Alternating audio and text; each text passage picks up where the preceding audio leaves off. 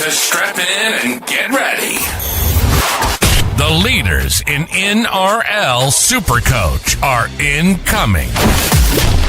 Bringing you the ultimate insight to help you win your leagues and climb up the rankings. You're now listening to the Insight NRL Show with your hosts, Brain, Mattrix, and Whisperer.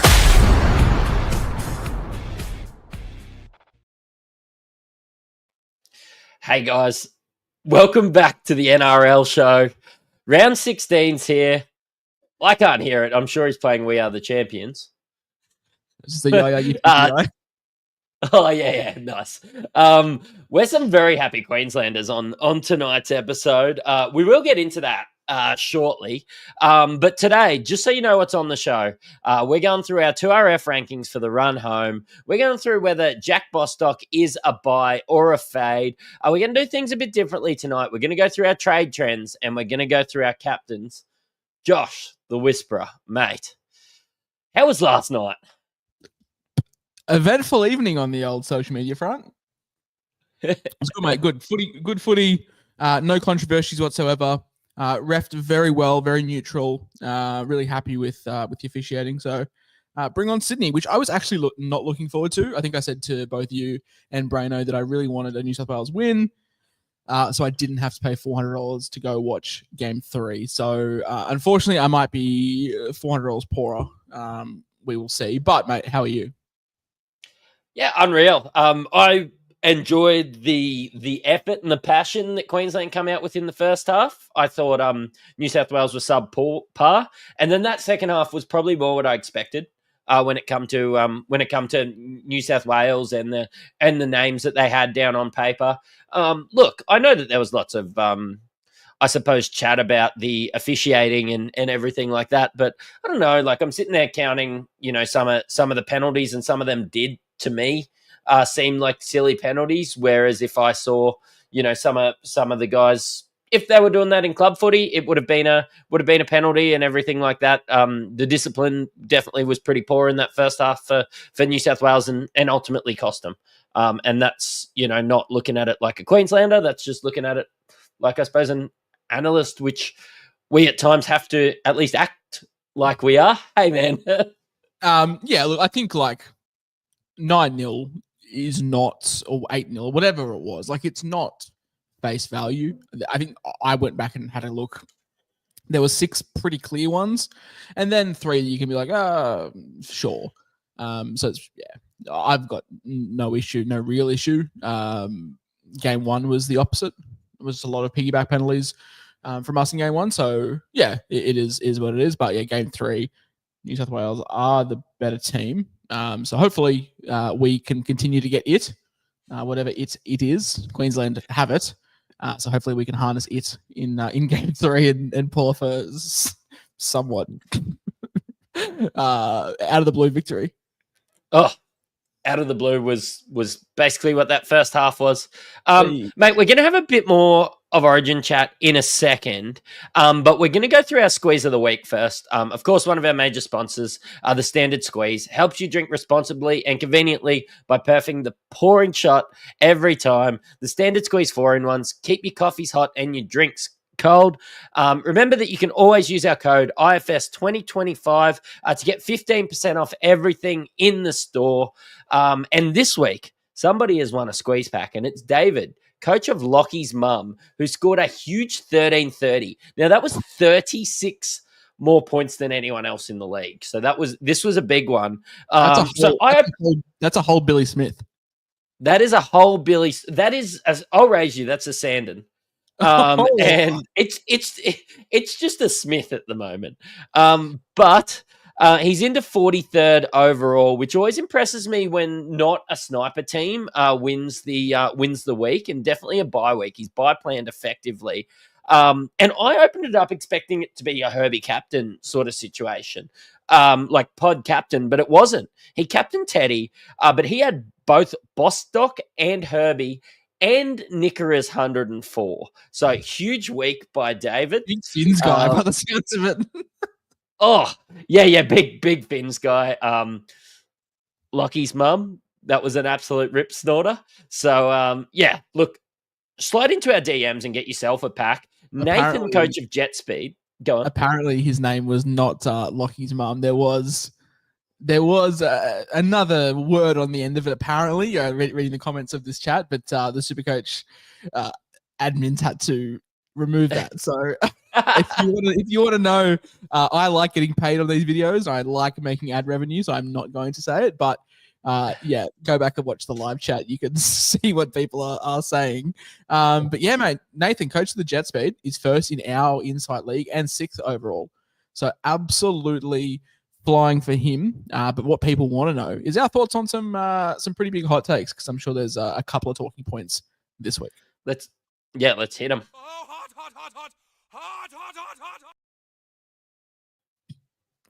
Mate, Origin chat. Who backs up? Who doesn't? So we already know they haven't been named, but the Penrith guys aren't. A couple of really big things. So obviously Tino played like mid-40s minutes. We know he's battling that sternum. I was positive that Des Hasler said like 2 weeks ago he wasn't backing up, but being out on the bench, definitely one to monitor. Jerome Luai came out today and said to Benji, coach, put me in. He wants to play. Apparently Cameron Munster tonight on NRL 360 said that he is keen to back up and will play. We always sort of thought that. The concern was with Xavier Coates and Harry Grant. Now, Harry Grant got through, I think he got through near enough 80 with Kurt Mann playing a bit of lock. And Xavier Coates has that hammy that he did last year during Origin, which Craig Bellamy was very keen to mention as to why he didn't play game 1. And what was the other? There was another big Payne Haas. How can we forget? Payne Haas did his groin or quad or the lower limb on Monday and was very much like carrying that throughout the game. So he is definitely one to monitor backing up this week. Have I missed anyone? I don't think so. I think looking at Payne Haas didn't 100% look himself. He's always up for these big games. The guy is built differently, so I wouldn't be surprised if he did back up, but it's going to hamper him. I don't see Tino backing up. I probably don't see Haas backing up after the after that one. But at least Sunday 2:00 gives you a little bit of time, and Titans playing the last game of the round does give you that time. But like Tino didn't look 100% in this one either, did he?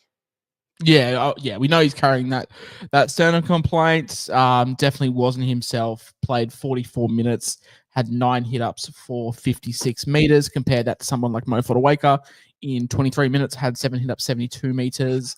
I just don't think he's playing. Or if he does, he's going to be playing very, very reduced minutes.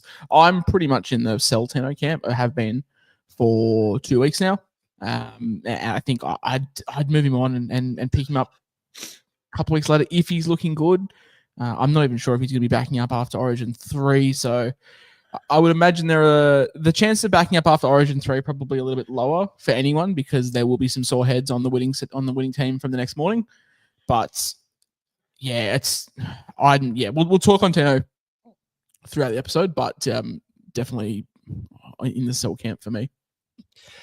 Mate, look, we've got our 2RF rankings to have a chat about, but just one with Tino. Of course, you're talking about trading him out and maybe getting him back. I suppose the difference is you already own him, but with somebody like Jack Bosstock, you've had some pretty strong opinions about how many trades he's going to cost and probably the caliber of player Jack Bosstock is compared to Tino. So I hear what you say about, maybe trading out Tino and getting him back when he's worth more, a lot less money. But Jack Bosstock, mate, buy or fade?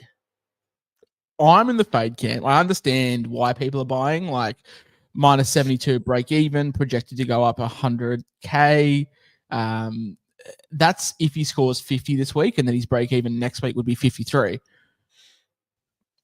That's probably where it ends. Like, the Knights are a decent defensive team this season. Yes, he's coming up against Dom Young, but Dom Young's been okay defensively this season for the parts he's played. Plays the Bunnies next week. I won't lie. I am terrified of that matchup. But after that, like I'm relatively fine. Like buy an 18, Sharks at Shark Park.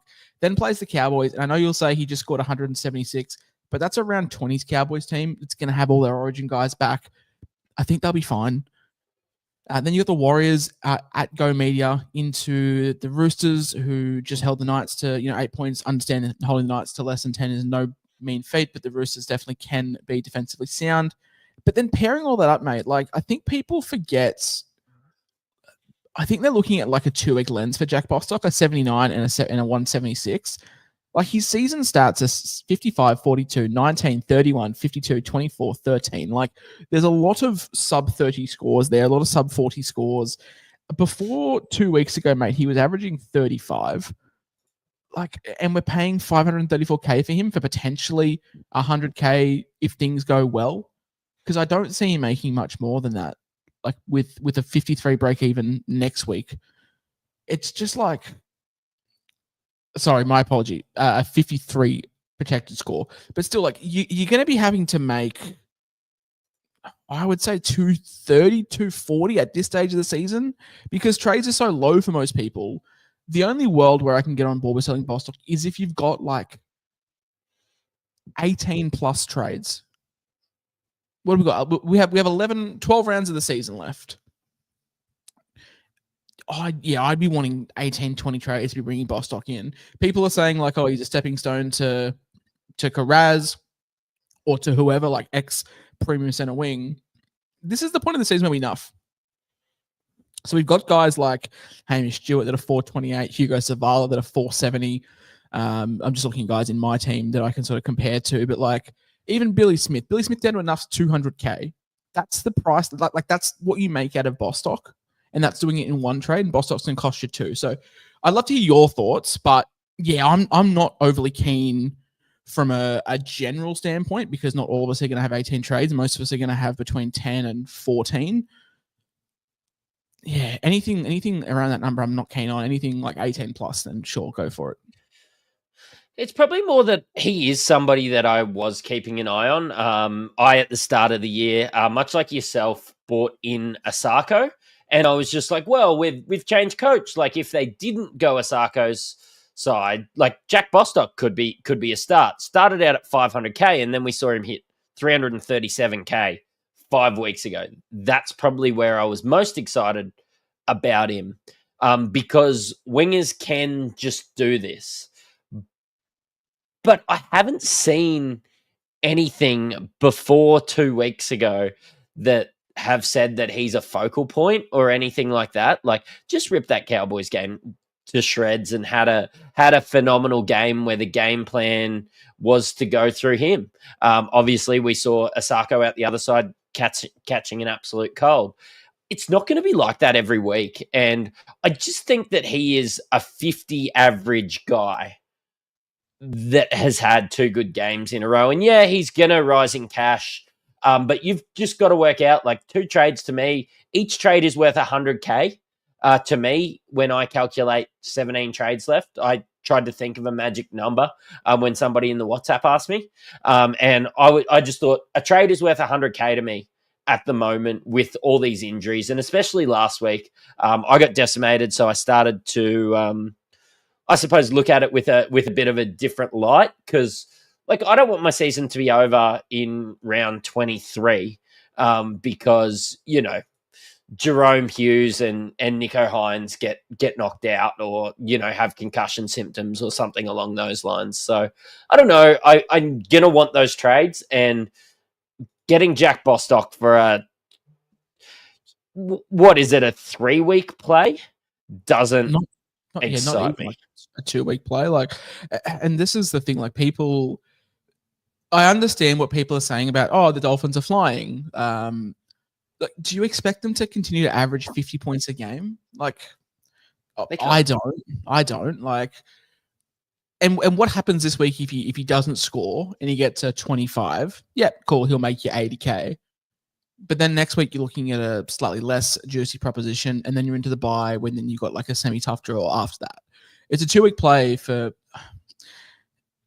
If Jack Bostock's over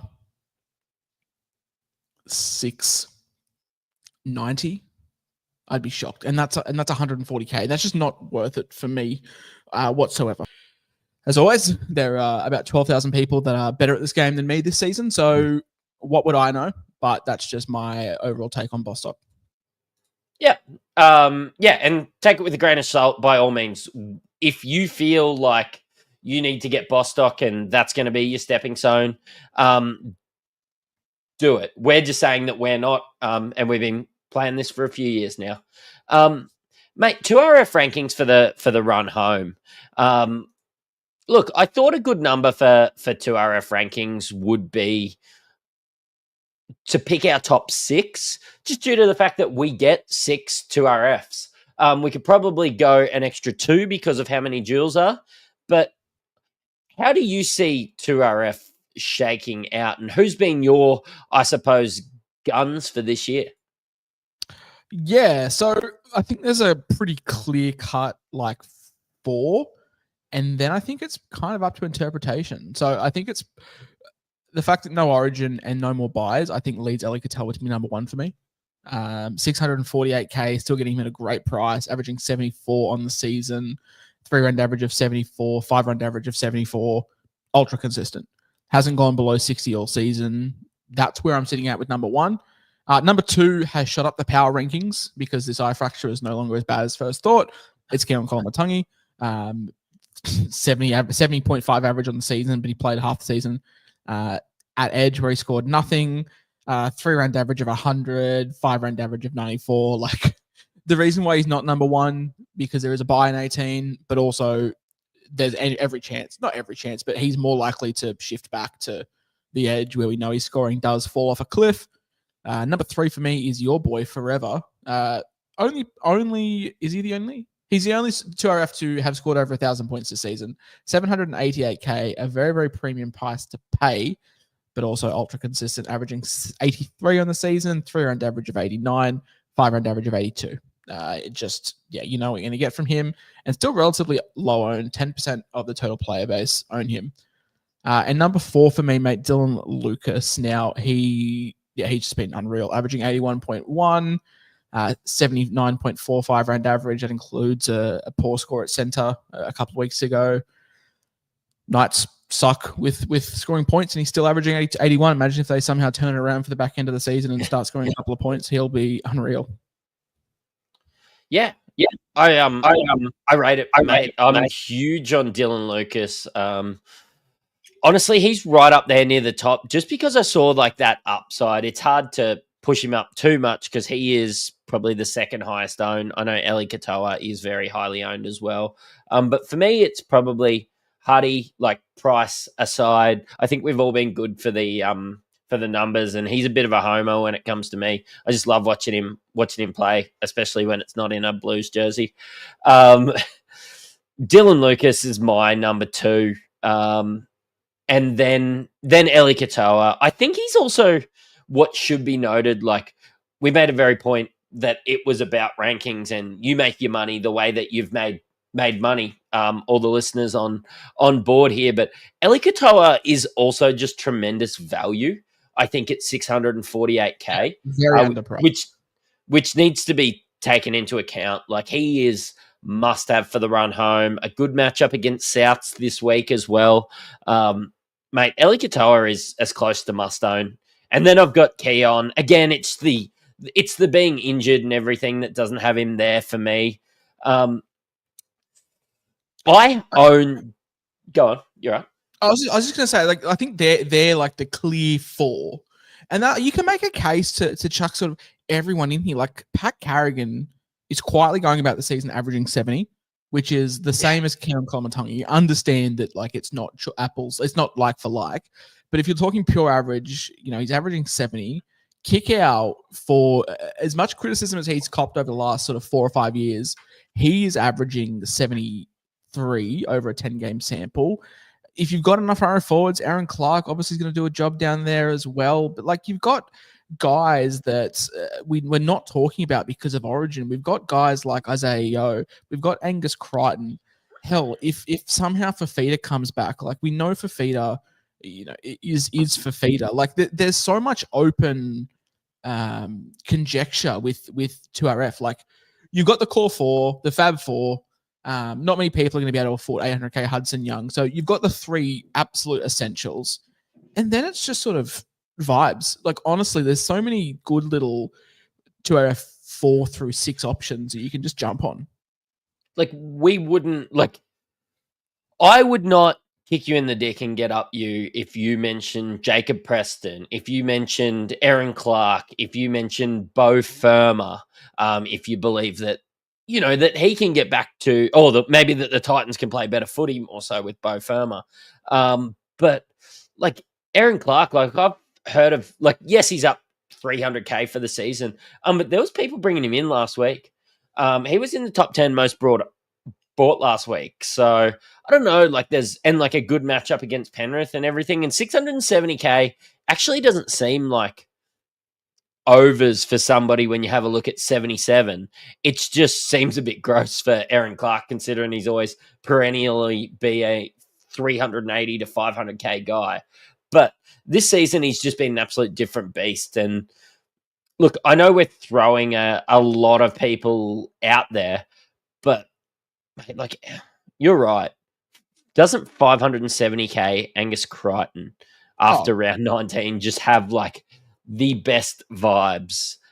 Oh, what a 1,000%. Like even guys that we're not sort of talking about at length. Like, I like to look at 5-round average because it takes out like any massive spike score games. But look at a guy like Jack Williams. You know, he's under 600k, 5-round average of nearly 70. Ever since he's been playing like 60 plus minutes at Parramatta, he's been really good. And he's like going under the radar, 3.4% owned. A guy that's like Jeremiah Nanai, mate, like averaging 66 over the last 5 games. He's 600k, owned by 2% of teams, and seems to be like not out of favor, but like not playing big minutes at Origin. Like, there's just so many like unknowns that you can take and have a swing on. But Angus Crichton, sub 600k, I think he's a guy we're going to be talking about in about 3 weeks' time.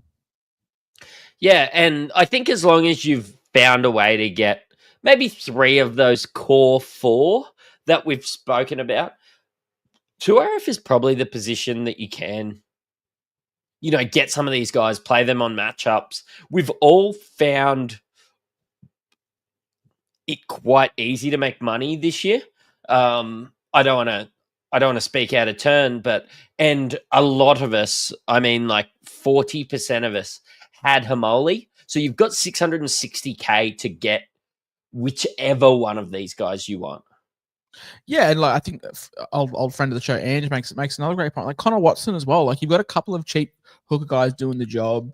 Like, you've got Riley Smith, you've got like Sandon as there as well. Like, if you're just going to keep those cheapies up at hooker, like Connor Watson at the start of the season when he was playing big minutes for Origin, like 55, 103, 55, 78, 86. Like, he was also like, he's a guy we've forgotten about because of Origin. And we've said sort of 6 weeks ago that he's a guy to jump off because of his torrential sort of draw with Origin. But I just want to reiterate, like, there's so many guys out there. Couchman, another one that Rowan mentioned in the chat. Like, so many of these guys that are outside that big 4 that, might not be averaging 75, but you're paying 600k for them.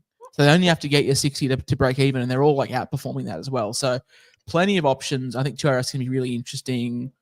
I'd love to look at who wins the SuperCoach and just sort of go back and look at what they did during this period at 2RF. I think it's actually quite interesting. There's so many different ways to go at looking at fixing up your 2RF as well. Yeah, like you could legit make 80k by getting Isaiah Yeo in a few weeks from Hamoli, or, you know, if Keon, if it looks like it is going to be an extended period. Like, there's so many big names, like Angus Crichton and Isaiah Yeo to be like the 15th price guys at the moment is actually nuts when it comes to this. So, yeah. Mate, we're going to have a look at trade trends, and that's brought to you by Ryan from Astute Newstead. We've had another rate cut from the RBA. If they're above 5.65%, you want to buy your first home, renovate. I know I'm renovating at the moment. It is, thanks Ryan for helping me out. And even just to save some money, he's your guy. He does all the heavy thing, has over 40 different lenders, will give you some Supercoach advice. I think he's about 2,000th at the moment in NRL. Was chatting to him the other day. Was trying to hit me up for a round of golf, and you know what? With these types like this, I actually really love to take their money. So yeah, I'm excited for golf with Ryan. But the best part, it's no obligation. It doesn't cost you a cent. I'm hoping this doesn't change after I do take his money on the golf course, Josh. If he does have to start charging our fans to try and get it back. But for now, you can book your free consult via the link in the description below. Just let him know that we sent you and he will look after you. Now, our buy, hold, and sell article is on our Patreon. So we will go to our normal buy, hold, and sell over on our Patreon. It is just $9.95 a month. But mate, covering the most traded in and traded out players, it's kind of fitting with our 2RF chat that we just finished with, that Eli Katoa is the most traded in player this week. And I can't argue with anyone paying $648K for Eli Katoa. I wish I had a boost. I would be doing it myself. Yeah, I've only in for a couple of weeks now. I'm annoyed that Hamali went down because it just gives everyone straight swaps, but he's been like world class. Playing against South this week as well, comes up against you and Aitken on that left there, or right versus left. So yeah, absolutely keen to jump on him. Number 2 is Jack Bosstock. I think we've made our feelings on him quite known. I'm not keen, you're not keen, but Jerome Hughes, mate. I did initially. Goodness me, had my dinner before. Still regurgitating a little bit for anyone wondering why I'm pausing. Jerome Hughes, 609K. Now I think his stocks actually have risen up massively in the last 24 hours with the news that Cleary picked up a groin complaint at Origin training, didn't goal kick, didn't do much general kicking, still took the line on well, but people may be spooked and jumping off Cleary now for Jerome Hughes. Another Kiwi, another Storm boy, no more buys for the rest of the season. Do you see Jerome as a season keeper? Or yeah, like, are you running... It's one of the three, isn't it? It's two of the three. It's two of Cleary, Nico, and Jerome Hughes. Yeah, so I'm hoping to get a bit pottish with it later on. You warned me. I went Cleary to Nico, but I already had Jerome Hughes. I paid probably $830K for him a long time ago. So I have a bit of a different perspective when it comes to Jerome Hughes.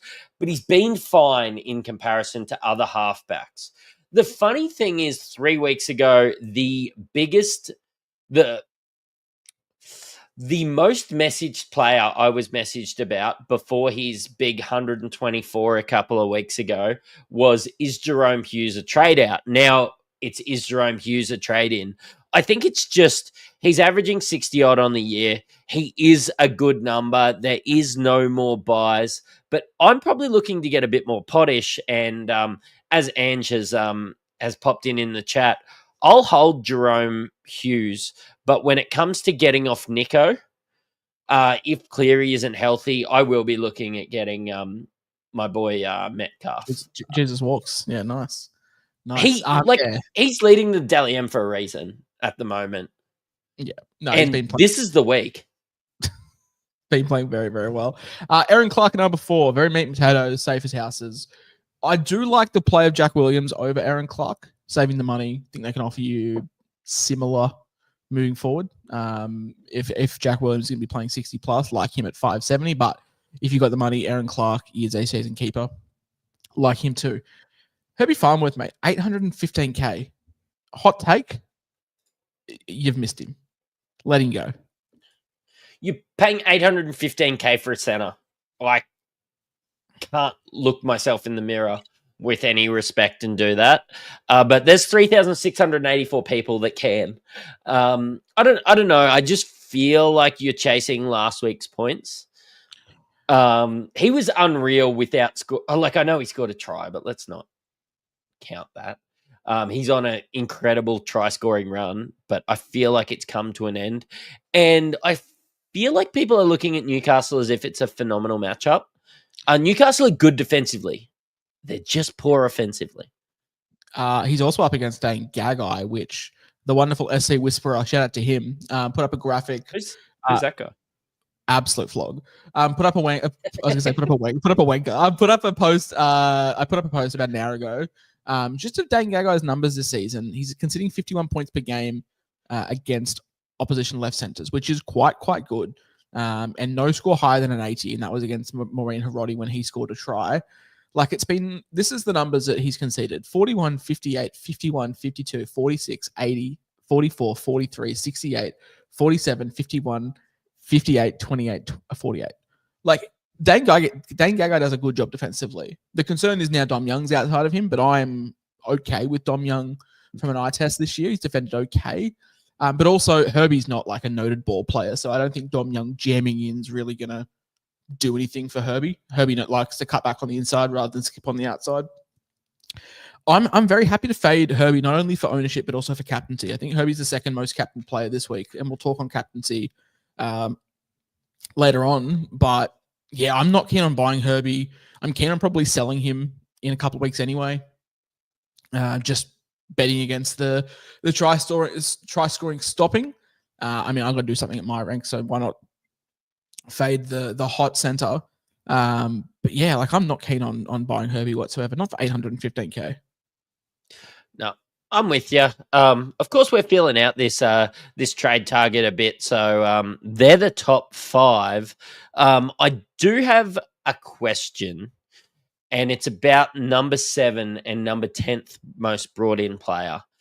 And it's just, if you didn't own either, would you bring in James Tedesco or Ryan Pappenhausen this week? James Tedesco against the Cowboys into a bye, and Ryan Pappenhausen into Souths and not having a bye the rest of the year. And I know you have both, and I am asking for a friend. His friend name is Mattrix. It's not, honestly, I think back to when I didn't buy Gutho, and I was terrified. In hindsight, it's one of the best things I've done all season was fade Gutho and get Teddy. So I've been happy with that. Look, I think Pappy versus South is just too hard to pass up. Munster sounds like he's backing up.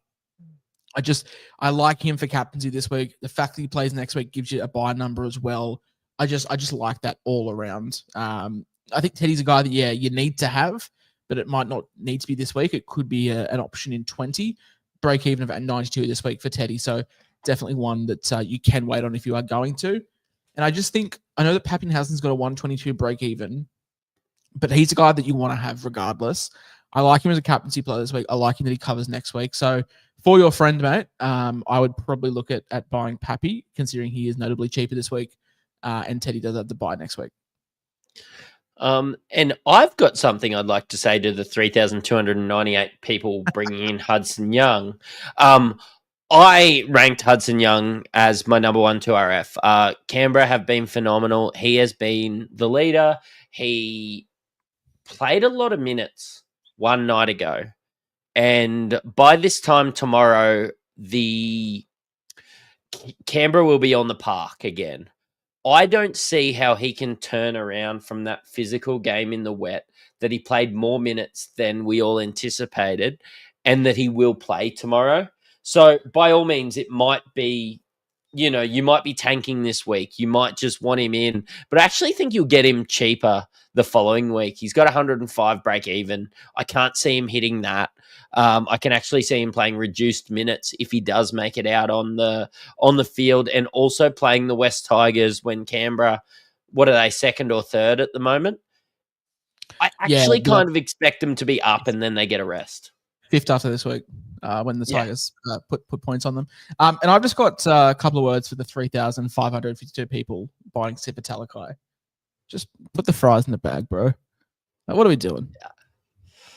It's not like when Maccas do the secret shaker, which excites me. No, this is like when someone's ordered fries, but then they cancel the order, so they've just got like some old ones sitting there, and then you get them, and they're really soggy. Just stop, man. Like, what are we doing? It's like when you ask for extra salt and they give you none because they heard you wrong.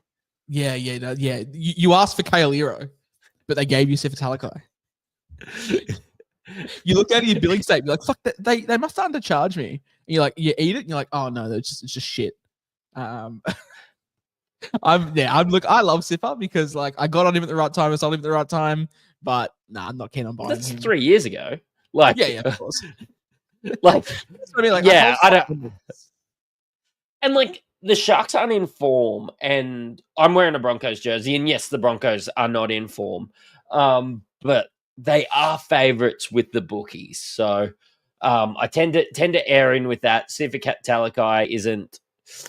Talakai running against Katoni Staggs isn't screaming he's going to come out and get a ton and destroy you this week is probably the nicest. If he was running at someone like, I'm trying to think of like a random sound. If he ran at like a Morgan Harper on like a Thursday night, I'd be more keen then. But not against Katoni Staggs, and then with a bye next week as well. So, no, not keen, mate. We can speed through the sells really quickly. A lot of them are injury related. Hamole Olakawatu, most sold, makes sense.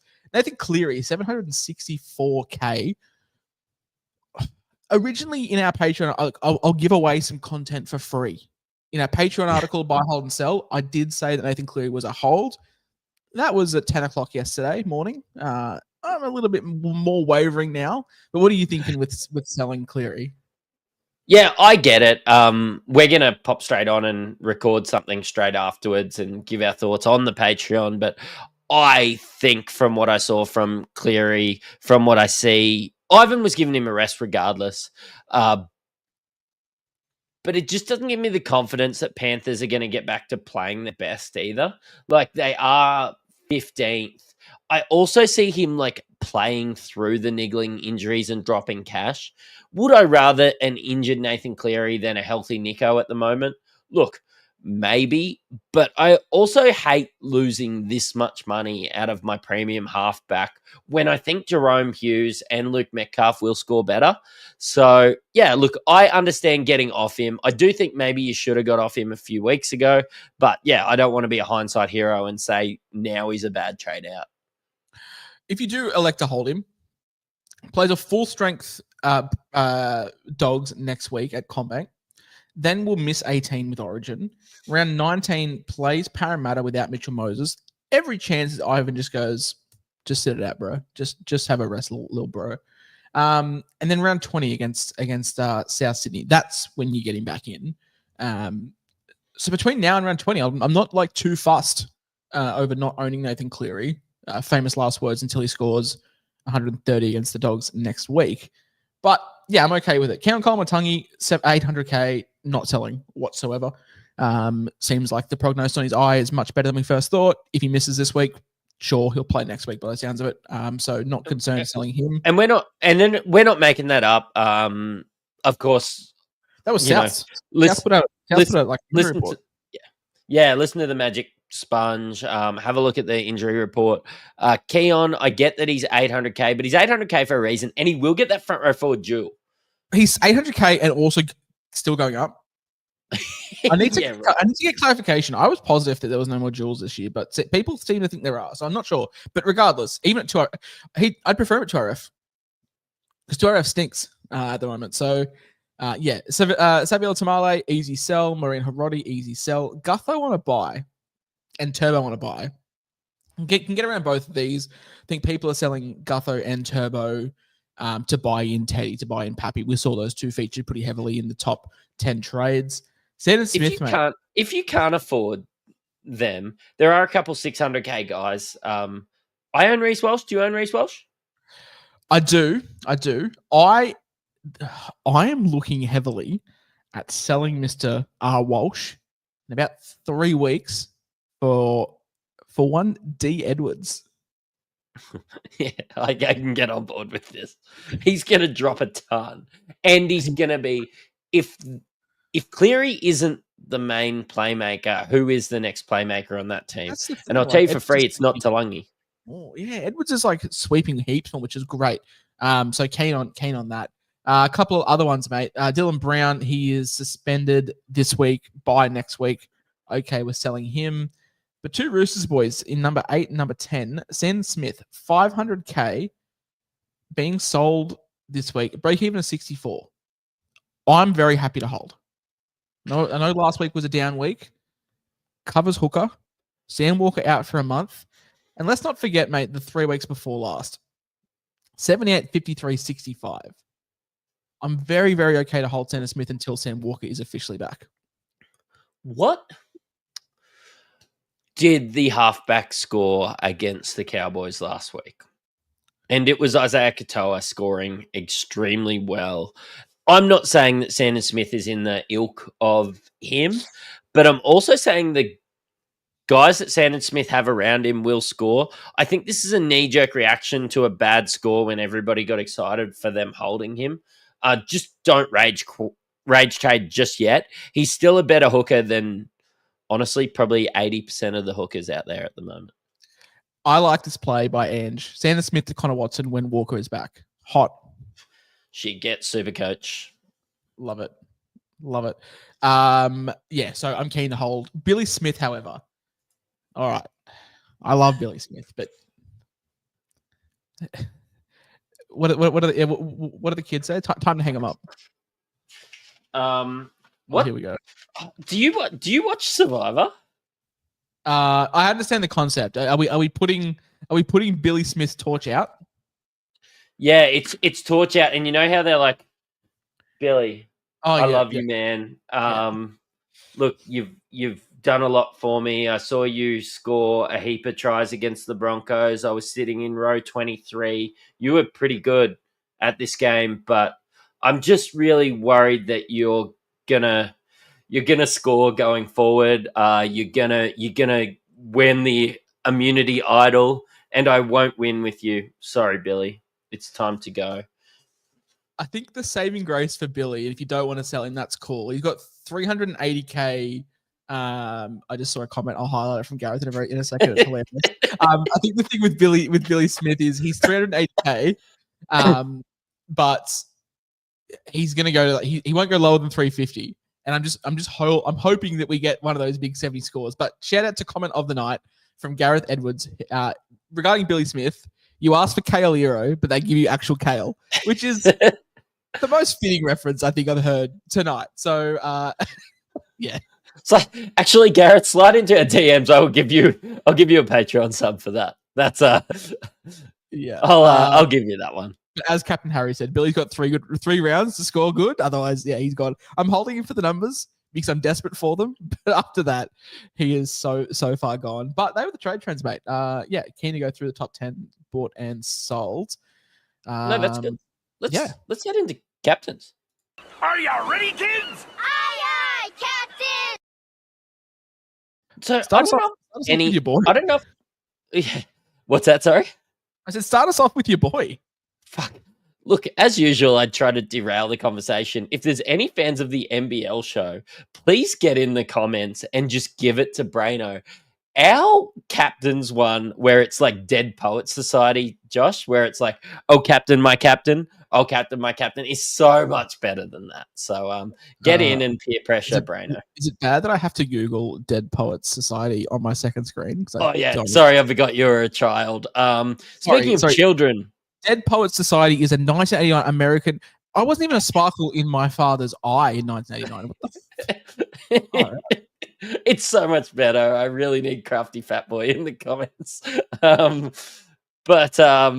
Mate, Luke Metcalf versus Penrith. I just think when you have a look at this team of the Panthers, it's not the Panthers that is a 4-time premiership winning. It is Brad Schneider. It's Blaze Talangi. It's Dane Laurie. This is Isaac John and James Seguiaro, Peter Wallace, Penrith. Basically, that's what it is. And like, respectfully smash James Seguiaro. He's great, but yeah, it's not the team of old. It's got like, your Trent Tolau, your Luron Pateas. Like it's not the prime Penrith. It's hardly James Fisher-Harris, Stephen Crichton, William Kikau. Yeah. And this is like one of the best Warriors teams I've seen. Like they're in the top 4 at the moment. Luke Metcalf's leading the Dally M. You would be remiss not to at least considering having an armband on Metcalf. Every week I watch that little prick play. Every week I'm like, just fucking go back to round 1 when you scored 12, please. Just one week of 12, and I'll take it. And every week he just he provides. And also another great comment, and it's the Nigel Plum Penrith. That's a reference. I'll give you that. David Simmons on the wing. And this is a great plug for my Twitter page at random NRL players. Each day I built an algorithm to post random players from 1998 to 2025. So go give that one a follow. But yeah, like Matty's all in on Luke Metcalf. Look, Herbie is here. I'm not keen on it. I think he's here just because of the mass popularity. Matty, Herbie is the second most popular captain and vice captain amongst engaged managers. This is the week to fade. I'm so keen on doing this, but people I'm not fading. Pappenhausen, Hughes, Munster, hell, Sean Bloor. If I could captain Craig Bellamy, I probably would against South this week. Like, how can you not have something on one of these? Have something on one of these Storm boys. So the reason I'm high on Herbie is not because I think I'll vice captain him. The thing is that this game is smack bang in the middle of the week, and I actually don't own that many elite players in the earlier games. Like Dolphins have been. You could have stopped it. I don't own many elite players, and we would have got the point. Yeah, you would have got it. But like I just mean like the Dolphins have been really good defensively, so I'm not gonna captain Fletcher Sharp that week. I don't own Luke Metcalf, despite being his biggest fan.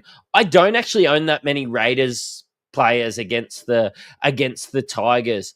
I've really got nobody else to captain. So I'm captaining Herbie because I need to captain one Ryan Pappenhausen this week. I tell you what, it's a very nice week to look down and be able to captain Pappenhausen and Tedesco. And hold like 17. Somebody messaged me and they're like, I have 17, so I have a free loop on Pappy. So that's right. That's hot. Yeah. Great week to be made this week. Can't wait for them both to score combined 46 points. Reece Walsh versus the Sharks. Now, this one is probably not as great on paper as what it seems. We've spoken about the Sharks at length this season about how good they've been against fullbacks, but I think if there's anyone that can unlock that, it is our boy Reece Lightning. So very keen to watch him in full flight. James Tedesco versus the Cowboys. Mate, they just conceded 60 points. Teddy's Teddy. He's pretty good at this game. Definitely keen on Tedesco versus the Cowboys.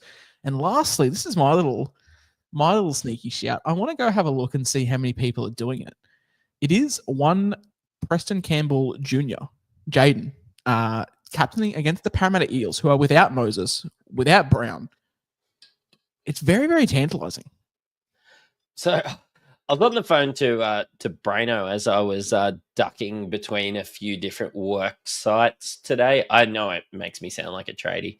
It's 2 different car dealerships to hand in some paperwork. And I said if Jaden Campbell played earlier than any of these other guys, he would have a vice captain.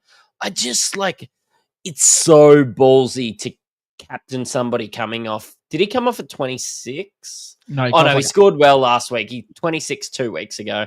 But Para's the team, especially when we saw how poor they were without Moses, right? Yeah, that's so bad. I'm just looking. So, Jaden Campbell is being captained. Oh, my God. Unless I've missed him. I might have missed him because I've gotten down to the 50th player. And I still haven't seen him. But not many people are doing it. So if you want a little pod shout, then I think it could be wheels up to one Jaden Camp.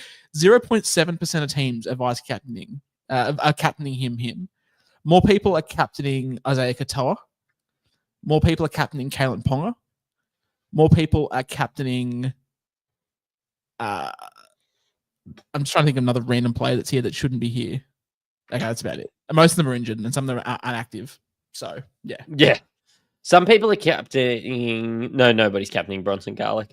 I'll give you that. Mate, that's captains. Mate, that just about wraps up the show. It does. I'm standing up now, so we're gonna get a new camera angle. So at my stand-up desk, but mate, it does wrap up the show. It's been a nice little quick one. No brainer for 2 episodes in a row. Wonder if that is in consideration with his rank. Wonder if he's packed in the towel. Nah, he's got some family over. Unfortunately, what a loser. Who has a life outside of SuperCoach? Yeah, I know. Look, I know my father-in-law doesn't listen to the show, but if he was over, I'd definitely still be doing the podcast. So I'll give that.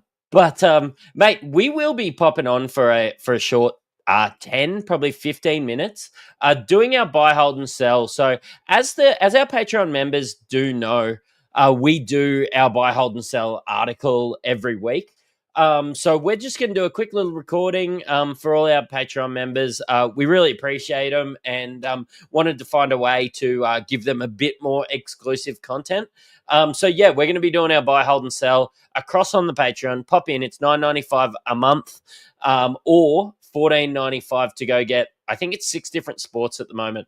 I've been working on every sport. I've been working on our NBA at the moment. The NFL boys have been going off like a frog in a sock recently. The AFL boys are doing God's work. And then, of course, Braino's going to be doing BBL in a little bit. And Hammer and I is going to be doing NBL. We're starting to put out some news on our socials. So follow Inside NBL, Inside NBA. It's all happening. For all you FPL players out there, I'm trying to convince Aman to do an FPL podcast with me. So get in his DMs and tell him to join the Insight Network and do an FPL podcast with me. But also, NBA plug, I wrote an article on the best team. I wrote an article on the best team in the league, the Charlotte Hornets, and how we can rebuild and get the fuck out of this mediocrity, because I'm sick of watching my team go 27 and 63 every year.